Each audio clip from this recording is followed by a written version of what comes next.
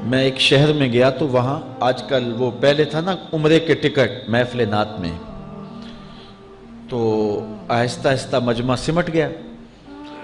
تو اب ایک نیا سلسلہ شروع ہوا ہے کہ جہیز کی پرچیاں نکالی جائیں گی. تو اسی سال آپ کے قرب میں ایک جگہ 10 کے 15 جہیز فنڈ تھے. تو مجھے خطاب کرنے کے لیے انہوں نے کہا، تو بڑے شوق سے منتظم محفل نے بتایا کہ 15 بچیوں کا جہیز بھی نکالا جائے گا، اور اس پردے کے پیچھے ہزاروں بچیاں بیٹھی ہوئی ہیں. تو میں نے اپنی گفتگو میں کہا کہ یہ ظلم نہ کرو، یہ زیادتی نہ کرو. تمہارے پاس 100 لوگوں کا کھانا ہے تو 500 لوگوں کو نہ بلاؤ کہ تم قرعہ اندازی کر کے 100 آدمیوں کو کھانا دے دو اور 400 آدمیوں کو کہو کہ تمہارا نام نہیں نکلا. تمہارے پاس 100 کا کھانا ہے تو 100 کو ہی پردے سے بلاؤ اور ان کو کھانا کھلا دو. میں نے کہا 10,000 بیٹیاں اس پردے کے پیچھے بیٹھی ہیں آپ کے بقول، اور آپ ان میں سے چند کو قرعہ اندازی کے ذریعے جہیز فنڈ دے رہے ہیں. ہر پرچی پہ 10,000 بیٹی کا دل دھڑکے گا کہ شاید میرے مقدر جاگ پڑے اور غموں کی سیاہ رات ختم ہو گئی. لیکن جب آخری پرچی کے بعد اعلان کیا جائے گا کہ قرعہ اندازی مکمل ہو گئی، تو کتنی بیٹیاں گھروں میں جب واپس جا رہی ہوں گی تو تم نہیں جانتے ان کے قدم کتنے بوجھل ہوں گے. اور رسول اللہ کا میلاد ہو اور بیٹیاں آنسو بہاتی ہوئی جائیں. میں نے کہا تم خوشیاں خریدنے لگے تھے، غم خرید لیے تم نے. خوشیاں بانٹنے لگے تھے، غم بانٹ لیے تم نے. تو یہ زیادتی نہ کرو. یہ جو رواج پڑ رہا ہے یہ اپنی نمائش کے لیے. خدا را آگے تم نے عمرے کے ٹکٹ بانٹے، بہت کچھ کیا لوگوں کو اکٹھا کرنے کے لیے، اور کیا کیا رنگ اپنائے گئے. میں نے کہا وہ اچھا تھا، چلو مجھے اس پر بھی بات ہے، لیکن چلو میں نہیں کرتا. لیکن یہ ظلم نہ کیا جائے کہ محافلات میں مجمع اکٹھا کرنے کے لیے جو ہے وہ غریبوں کی بچیاں بلا کر کے تو 10 کو آپ دے کے باقیوں کو کہیں کہ معذرت ہمارے پاس اتنا ہی تھا. تو آپ کے پاس 100 کا کھانا ہے، 100 کا پانی ہے، تو 500 پیاسوں کو نہ بلائیں، 500 بھوکوں کو نہ بلائیں. 100 کو ہی بلا کر کے پردے سے جو ہے وہ ان کی مدد کریں. تو میں یہ کہتا ہوں کہ ہم جہیز فنڈ دینے کی بجائے، یہ جب تک یہ حالات ختم نہیں ہوتے، ہمیں خفیہ طور پہ یہ بھی کرنا چاہیے.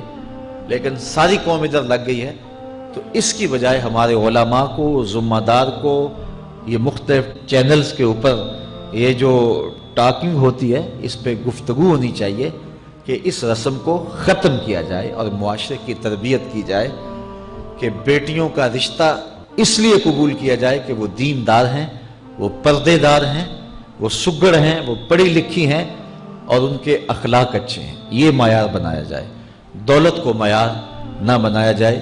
اس طرح معاشرے پس جائیں گے اور معاشرے کے پلے کچھ بھی نہیں بچے گا. اور آج اندازہ نہیں ہے ہم کو کہ جس کی بیٹیاں گھر کی دہلیز پہ جوان ہے اس کی زندگی کتنی کٹھن گزر رہی ہے. کوٹھے تے چڑھ ویخ فریدا تے کر کر بلدی اگ، میں جاتا دل دکھی میرا پر دکھی سارا جگ. تو پورا معاشرہ اس وقت اس اذیت سے، اس کڑن سے گزر رہا ہے کہ بیٹیاں جوان ہیں اور رشتے نہیں مل رہے. اور پھر اگر رشتے مل رہے ہیں تو بیٹے والوں کے نخرے ہی بڑے عجیب ہیں. اور پھر جس طرح وہ بیٹیوں کو، غریبوں کی بیٹیوں کو لونڈیاں بنا کے اپنے گھروں میں رکھتے ہیں، تو یہ ایک الگ درد کی اور دکھ کی کہانی ہے. میرے پاس لوگ آتے ہیں، دعا کیجئے، کاروبار نہیں ہے، معاشی بحران ہے، مالی پریشانیاں ہیں، بچے کے امتحان سر پہ ہیں، بہت سارے مسائل لے کر لوگ آتے ہیں. لیکن کوئی نہیں، لوگ حوصلے سے مصائب کا مقابلہ کرتے ہیں، کاٹتے ہیں. لیکن کچھ لوگ آتے ہیں دعا کے لیے تو بات کرتے ہی آنکھیں چھلکنے لگتی ہیں اور میرا دل بھی قابو میں نہیں رہتا. لوگ کہتے ہیں کہ حضرت دعا کرو، بیٹی سسرال میں دکھی ہے، اللہ سکھ دے دے. تو میں دعا بھی کرتا ہوں، لیکن میں تنہائی میں جا کے روتا ہوں کہ اس درد کا مداوع کیا ہے، اس دکھ کا علاج کیا ہے. اور معاشرہ تیزی سے اس تکلیف کی طرف بڑھ رہا ہے. اور طلاق کی شرح بھی جو ہے وہ بڑھتی چلی جا رہی ہے۔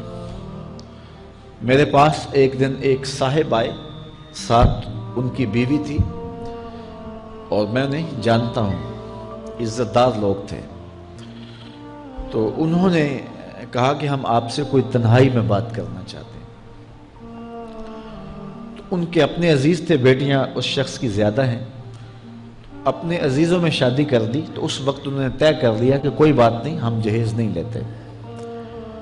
لیکن وہ باپ بلک بلک کے مجھے کہہ رہا تھا کہ کتنے دنوں سے میری بیٹی گھر آ کے بیٹھی ہوئی ہے، اور وہ کہتے ہیں کہ اتنی دیر واپس نہ آنا جب تک تیرا جہیز پورا نہیں ہو جائے گا۔ میں کہتا ہوں کتنا صفاق معاشرہ ہو گیا ہے اور کتنے کٹھن حالات ہو گئے ہیں۔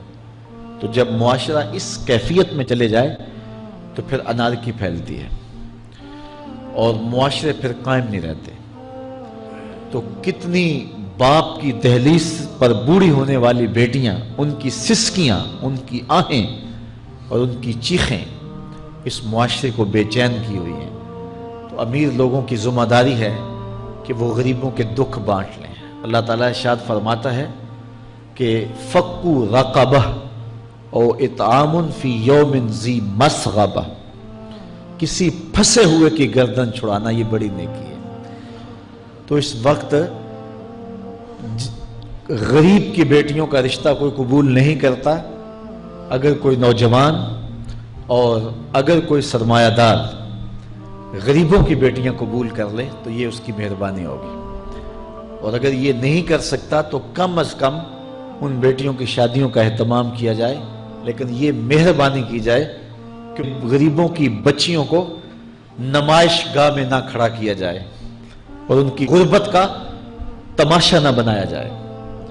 رات کی تنہائی میں ان کے ماں باپ کی خدمت کی جائے تاکہ وہ اپنی بیٹیوں کو عزت سے اٹھا سکیں۔ میرے حضور نے ارشاد فرمایا وَرَجُلٌ تَصَدَّقَ بِصَدَقَةٍ فَأَخْفَاهَا حَتَّى لَا تَعْلَمَ شِمَالُهُ مَا تُنْفِقُ يَمِينُهُ، جس شخص نے تنہائی میں خیرات کی کہ دائیں ہاتھ نے جو خرچ کیا بائیں کو پتہ بھی نہ چلا، قیامت کے دن جب کوئی سایہ نہیں ہوگا اللہ اس شخص کو اپنے عرش کا ٹھنڈا سایہ عطا فرمائے۔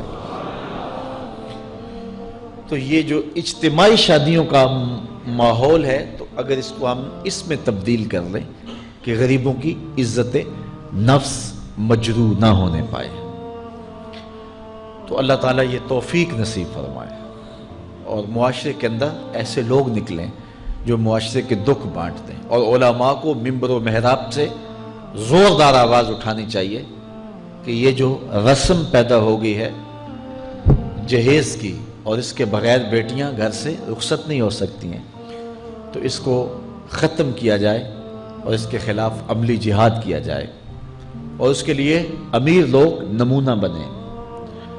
غریب لوگ تو نمونہ بن نہیں سکتے، مشکل ہے ان کے لیے، لیکن امیر لوگ اگر نمونہ بنیں تو وہ بن سکتے ہیں اور معاشرے کے اس ناسور کو ختم کیا جا سکتا ہے، اور غریبوں کی بیٹیاں عزت سے اپنے پیا گھر سدھار سکتی ہیں، اور ان کو جو ہے ان کے ماں باپ کو تسکین کی اور چین کی نیند آ سکتی ہے۔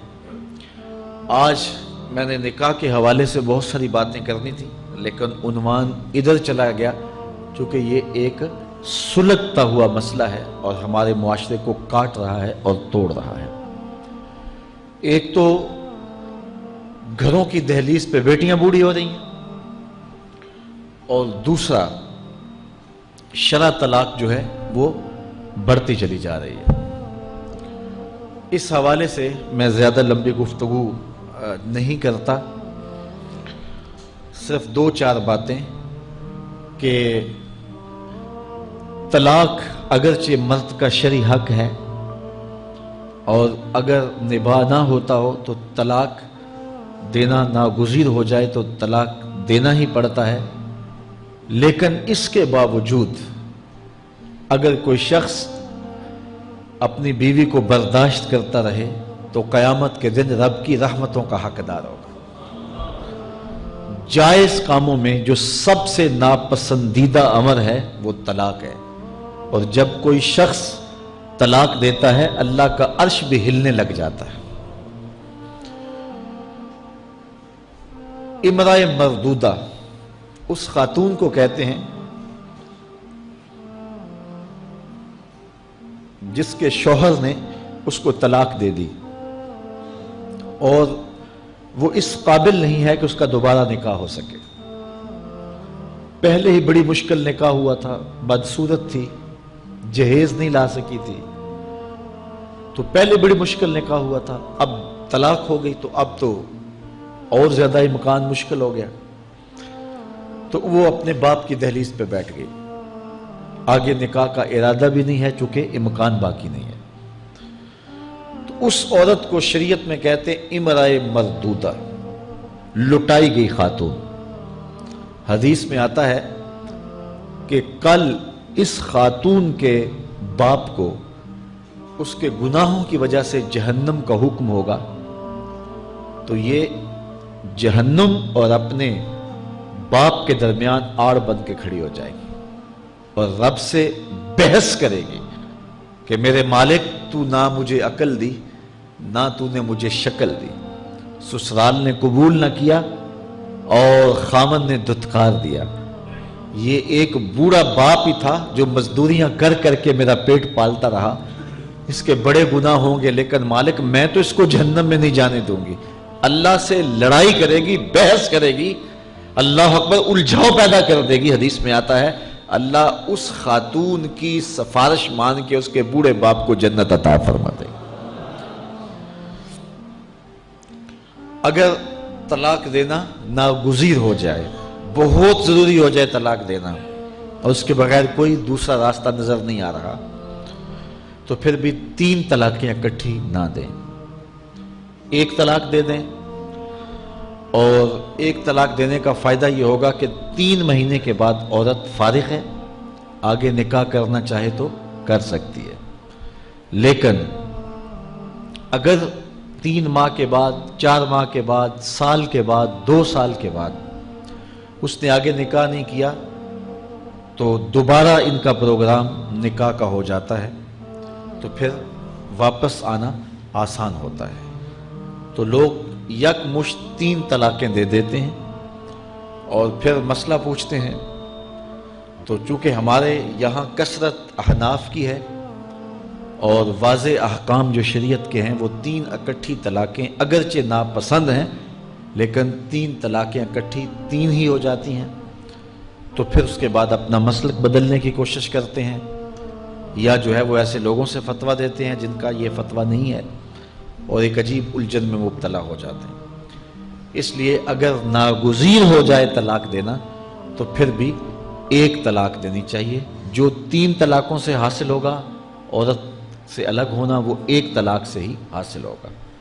اور 1 طلاق بھی طہر کی حالت میں دینا چاہیے، عالم حیض میں نہیں، چونکہ ان دنوں کے اندر مرد کا رجحان عورت کی طرف زیادہ ہوتا ہے.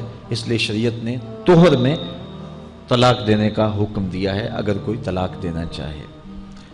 لیکن اگر کوئی حیض میں طلاق دے دے تو پھر بھی طلاق ہو جائے گی. 3 اکٹھی دے دیں پھر بھی طلاق ہو جائے گی.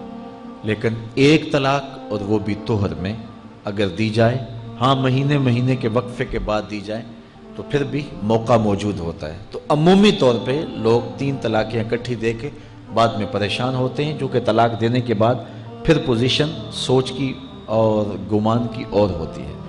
تو یہ ضروری باتیں تھیں. کار ما آخر شدو آخر ز ما کار نشد، مشت خاک ما غبار کوچہ یار نشد، و آخر دعوانا ان الحمدللہ رب